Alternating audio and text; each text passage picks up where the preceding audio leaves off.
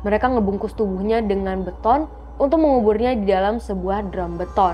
Namun pada Februari 1989, polisi akhirnya menemukan tubuh Junko setelah para pelaku memberi petunjuk. Polisi menemukan bukti-bukti lain tentang penyiksaan yang dialami Junko, dan pada Maret 1989 para pelaku akhirnya ditangkap.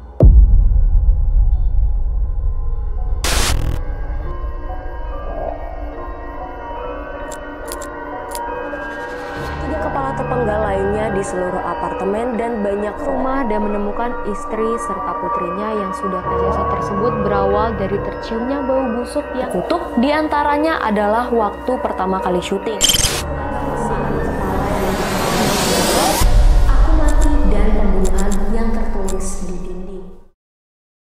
Assalamualaikum warahmatullahi wabarakatuh. Halo Sobat Payung Misteri dimanapun kalian berada, gimana kabarnya? Semoga kalian dalam keadaan sehat agar terus bisa mendengarkan cerita horor dan misteri dari Payung Misteri Channel bersama aku, Alia.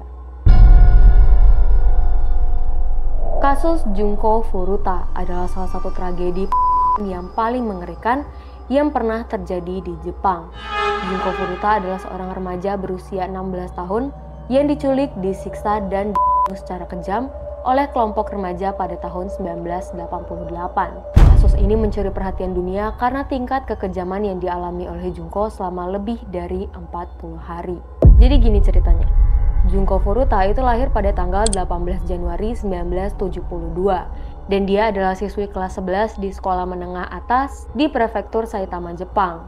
Nah, pada tanggal 25 November 1988, Junko lagi pulang ke sekolah dan berjalan kaki menuju rumahnya waktu dia diculik oleh 4 remaja laki-laki yang semuanya berusia antara 17 dan 18 tahun.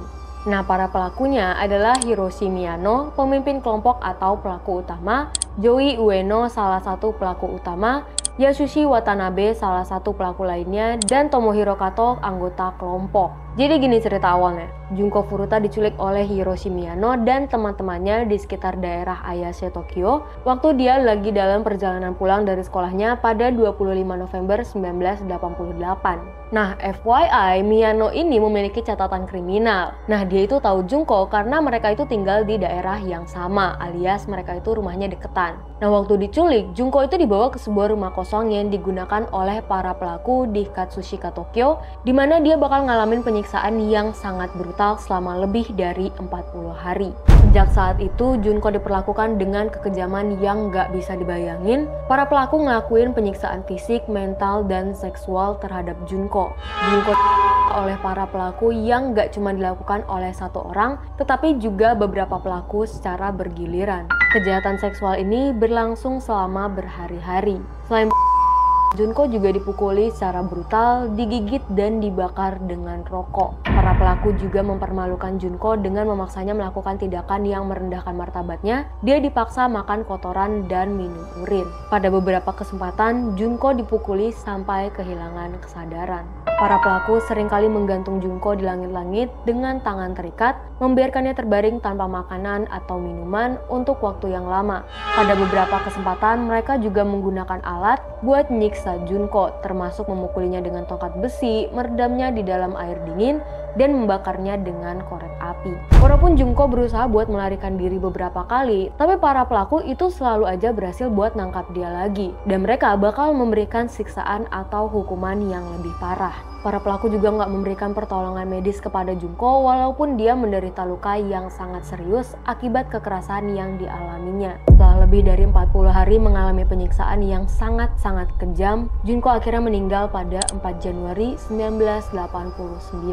Dia meninggal akibat luka-luka yang parah. Sebelum kematiannya, Junko udah dalam keadaan yang sangat buruk dengan luka bakar, lebam, dan patah tulang. Para pelaku yang gak ngerasa takut atau ngerasa bersalah malah ngelanjutin kehidupan mereka seolah-olah gak terjadi apa-apa. Mereka bahkan berbicara tentang kematian Junko dengan sangat kejam setelah tubuhnya meninggal. Setelah Junko meninggal, para pelaku berusaha menghilangkan bukti dengan menyembunyikan tubuhnya. Mereka ngebungkus tubuhnya dengan beton untuk menguburnya di dalam sebuah drum beton. Namun pada Februari 1989, polisi akhirnya menemukan tubuh Junko setelah para pelaku memberi petunjuk. Polisi menemukan bukti-bukti lain tentang penyiksaan yang dialami Junko, dan pada Maret 1989 para pelaku akhirnya ditangkap. Kasus ini akhirnya dibawa ke pengadilan, tapi proses hukumnya itu mengundang banyak kontroversi. Walaupun kejahatan yang dilakukan itu sangat mengerikan, para pelaku yang sebagian besar masih remaja pada saat itu mendapat hukuman yang sangat ringan. Hiroshi Miyano yang merupakan pemimpin kelompok itu dihukum selama 20 tahun penjara. Nah, dia ini dikenal sebagai pelaku yang paling kejam. Yoi Ueno juga dihukum 20 tahun penjara, Yasushi Watanabe dihukum 5-9 tahun penjara, dan Tomohiro Kato dihukum 5-9 tahun penjara juga. Nah, pada saat itu banyak masyarakat yang ngerasa bahwa hukuman yang dijatuhkan itu nggak sebanding dengan kejahatan yang dilakukan oleh para pelaku. Bahkan ada yang berpendapat bahwa hukuman tersebut itu nggak cuma cukup buat ngehukum mereka yang udah ngelakuin penyiksaan sedemikian rupa. Kasus Junko Furuta menimbulkan banyak perdebatan di Jepang tentang sistem peradilan dan perlindungan anak. Banyak orang yang ngerasa bahwa pelaku nggak dihukum dengan setimpal, mengingat kekejaman yang mereka lakukan terhadap Junko. Selain itu, kasus ini juga nyorotin masalah kekerasan remaja di Jepang, serta perlunya reformasi dalam sistem hukum yang melibatkan remaja. Aku pengen dengar pendapat kalian tentang kasus yang satu ini. Apakah kalian setuju bahwa hukuman yang mereka terima itu nggak setimpal? Atau menurut kalian itu masuk akal aja karena mereka masih di bawah umur? Coba komen di bawah dan kita bakal bahas sama-sama. Kasus ini tetap menjadi salah satu kasus yang paling mengerikan dalam sejarah kejahatan Jepang dan memberikan dampak yang besar terhadap pandangan masyarakat terhadap hukum dan perlindungan anak di Jepang. Di akhir video aku Alia pamit undur diri. Wassalamualaikum warahmatullahi wabarakatuh.